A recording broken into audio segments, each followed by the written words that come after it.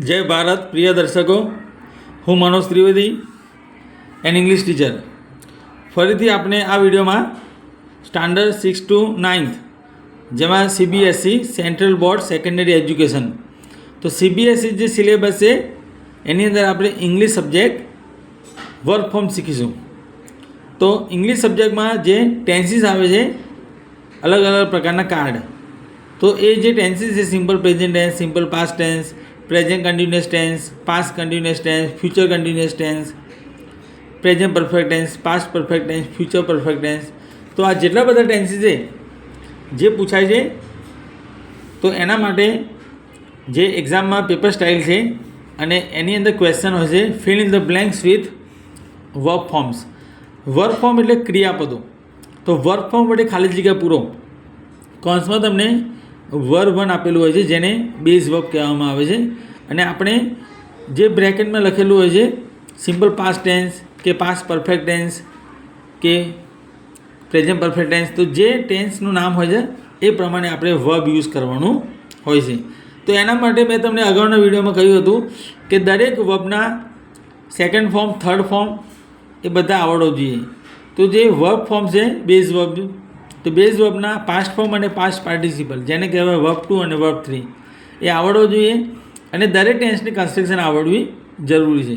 જો તમે ઇંગ્લિશમાં નબળા છો, if you are weak in English language, so you must watch this video fully from starting to ending. શરૂઆતથી અંત સુધી આખો વિડીયો તમારે જોવો જ જોઈએ.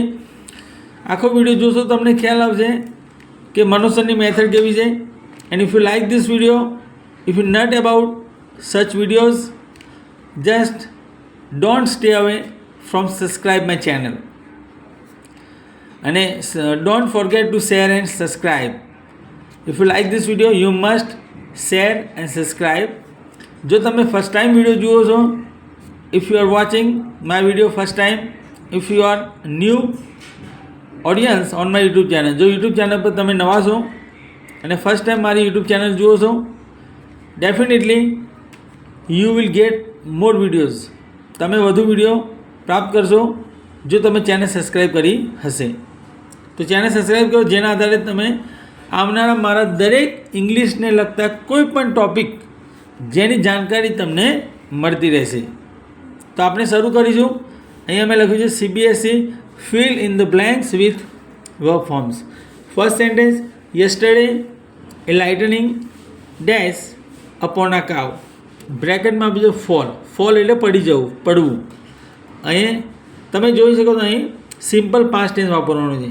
સિમ્પલ પાસ્ટ ટેન્સ એટલે મેં તમને પ્રીવિયસ વિડીયોમાં કહ્યું હતું, એ વિડીયોમાં મેં તમને એક્સપ્લેન કર્યું હતું, કારણ કે અગાઉના વિડીયો તો આની પહેલાંનો જે લાસ્ટ વિડીયો છે એની અંદર મેં CBSEનો વર્ક ફોર્મ લીધેલા છે, જે આપણે આ વિડીયોમાં શીખી રહ્યા છીએ. એ સેમ સેન્ટેન્સ, અને એની અંદર પણ મેં 10 વાક્યો લીધા હતા, 10 સેન્ટેન્સીસ. આ વિડીયોમાં પણ તમને 10 સેન્ટેન્સ શીખવા મળશે. તો સિમ્પલ પાસ્ટમાં વર્બ 2 વપરાય છે. તો અહીંયા ફોલ આપ્યું છે. ફોલનું સેકન્ડ ફોર્મ થશે ફેલ, FELL. તો આનો મિનિંગ થાય છે yesterday lightning fail upon a કાવ. ગઈકાલે વીજળી ગાય ઉપર પડી. આકાશની વીજળી અને લાઇટનિંગ કહેવાય. Second, there few cupboards in the warehouse. Warehouse એટલે ગોડાઉન. ગોડાઉનમાં થોડા કબાટ હતા. કપબોર્ડ્સ એટલે કબાટ હતા. હવે અહીંયા ટુ બી આપ્યું છે. બી એટલે બનવું અને હોવું. સિમ્પલ પાસ્ટ ટેન્સ બનાવો. તો જ્યારે પણ બી આપેલું હોય અથવા ટુ બી અને સિમ્પલ પાસ્ટ બનાવવાનું થાય ત્યારે હંમેશા વોઝ અને વેર યુઝ કરવું. જ્યારે સિમ્પલ પ્રેઝન્ટ ટેન્સ લખેલું હોય અને ટુ બી આપ્યું હોય તો એમ ઇઝ આરનો યુઝ કરવો. અહીંયા તમે જોઈ શકો છો કપબોર્ડ છે. કપબોર્ડ એટલે પ્લુરલ છે, બહુવચન. બહુવચનમાં હંમેશા વેર આવે. થર્ડ, એ કુક ડેશ મતલબ બ્લેન્ક ટેસ્ટી મીલ દેન, મતલબ રસોઈયો સ્વાદિષ્ટ, મીલ એટલે ભોજન, ખાવાનું, ફૂડ કહેવાય. તો રસોઈયો સ્વાદિષ્ટ ભોજન, કુક એટલે રાંધી રહ્યો હતો. કુક એટલે રાંધવું. કુક એટલે અહીંયા કુક એટલે રસોઈયો, માસ્ટર શેફ જેને શેફ કહેવાય, CHEF, અને અહીંયા કુક વર્બ છે ફર્સ્ટ ફોર્મ, રાંધવું. પાસ્ટ કન્ટિન્યુઅસ બનાવો. તો પાસ્ટ કન્ટિન્યુઅસમાં યાદ રાખવું સબ્જેક્ટ પછી વોઝ વેર, વોઝ ઓર વેર બેમાંથી એક આવે, was wear plus verb 1 ING. હવે કુક એક જ છે એટલે વોઝ આવશે અને કુકનું થશે કુકિંગ, એટલે આન્સર બનશે a cook was cooking a tasty meal then. Number 4, a chief guest મુખ્ય મહેમાન. A chief guest dash on the front seat, મતલબ આગળની સીટે મુખ્ય મહેમાન, સીટ એટલે બેસવું, SIT. તો આગળની સીટ ઉપર, આગળની બેઠક પર મુખ્ય મહેમાન બેઠા હતા. પાસ્ટ પરફેક્ટ ટેન્સ, જ્યારે પણ પાસ્ટ પરફેક્ટ ટેન્સ બનાવવાનું થાય ત્યારે હંમેશા તમારે બ્લેન્કની અંદર સૌ પ્રથમ હેડ મૂકવું, HAD, હેડ પ્લસ વર્બ 3 કરવું. વર્બ જે સીટ છે એનું વર્બ 3 સેટ થાય એટલે આન્સર બનશે head set. 5, nobody the death till today. Nobody dash the death till today.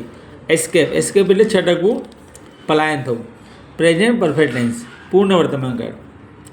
તો આનું મિનિંગ થાય છે એસ્કેપ એટલે છટકવું, અત્યાર સુધી, ટીલ ટુડે એટલે આજ સુધી. આજ સુધી, ડેથ એટલે મૃત્યુ, આજ સુધી મૃત્યુથી કોઈ બચ્યું નથી, મતલબ આજ સુધી મૃત્યુથી કોઈ છટક્યું નથી. તો અહીંયા હેઝ અને એસ્કેપ્ડ, રાઈટ આન્સર બને છે has escaped. Nobody has એસ્કેપ્ડ.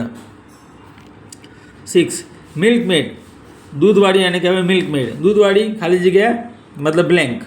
Har dwelling in the evening. Dwelling એટલે હાઉસ થાય. સાંજે મિલ્કમેડ શું કરે છે? રીચ એટલે પહોંચવું, REACH, સિમ્પલ પ્રેઝન્ટ ટેન્સ. તો આન્સર બનશે મિલ્કમેડ રીચીસ. રીચને ES લાગશે, મતલબ દૂધવાળી સાંજે ઘરે પહોંચી છે એના. હવે મિલ્કમેડ એટલે સી થાય. તો મેં તમને અગાઉના વિડીયોમાં પણ વારંવાર કહ્યું છે કે જ્યારે પણ હી સી ઇટની વાત કરવામાં આવે થર્ડ પર્સન ત્યારે વર્બને પાછળ SES IS ત્રણમાંથી એક લાગે છે એટલે આન્સર બનશે રીચીસ. 7, એ મર્ચન્ટ, મર્ચન્ટ એટલે વેપારી. Merchant blank A deal of huge amount, મતલબ બહુ વિશાળ રકમવાળો ડીલ. ડીલ એટલે સોદો, વિશાળ રકમવાળી, મોટી રકમવાળી ડીલ વેપારીએ કરી. મેક એટલે અહીંયા ડીલ કરવું, એમાં મેક ડીલ વપરાય છે.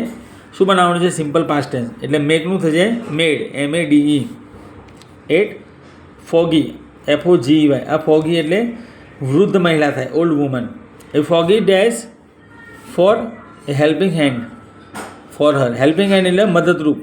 હેલ્પિંગ હેન્ડનો મતલબ થાય હેલ્પફુલ. અહીંયા શું સર્ચ આપ્યું છે? સિમ્પલ ફ્યુચર ટેન્સ બનાવો. તો ફોગી વિલ સર્ચ ફોર, વિલ આવશે અને વર્બ પણ સર્ચ એનું જ રહેશે. મતલબ વૃદ્ધ મહિલા તેના માટે એક મદદરૂપ, એક હેલ્પિંગ હેન્ડ સર્ચ કરશે એટલે શોધશે. નંબર 9, એ ડ્યુટીફુલ, ફરજથી ભરેલું હોય એને કહેવાય ડ્યુટીફુલ. એ ડ્યુટીફુલ પોલીસમેન એટલે પોલીસવાળો.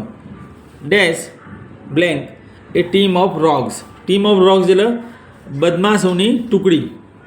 વેરી વાઇઝલી એટલે બહુ સમજદારીથી. કેચ એટલે પકડો. આનો મિનિંગ થશે એક ફરજથી ભરેલો પોલીસવાળો બદમાશોથી ભરેલી ટીમને સમજદારીથી પકડશે. સિમ્પલ ફ્યુચર ટેન્સ, અહીંયા પણ સિમ્પલ ફ્યુચર બનાવવાનું છે. સિમ્પલ ફ્યુચર હોય ત્યારે હંમેશા યાદ રાખવું બ્લેન્કમાં સેલ અથવા વિલ મૂકી દેવું. આગળ વિલ મૂક્યું, અહીંયા સેલ મૂક્યું, SHALL, અને વર્વર જે હોય બ્રેકેટમાં એનું જ મૂકી દેવું. આન્સર બનશે સેલ કેચ, અથવા તમે વિલ કેચ લખશો તો પણ રાઈટ પડશે. 10, ધ થીવ્સ. થીફ એટલે એક વચન અને થીવ્સ એટલે બહુવચન. થીફનું થીવ્સ, થીફ એટલે ચોર અને થીવ્સ એટલે ચોરો, THIEVES. થીવ્સ એટલે ચોરો, ચોરી કરનાર, ચોરો. The thieves dash to rob the pedestrian at night.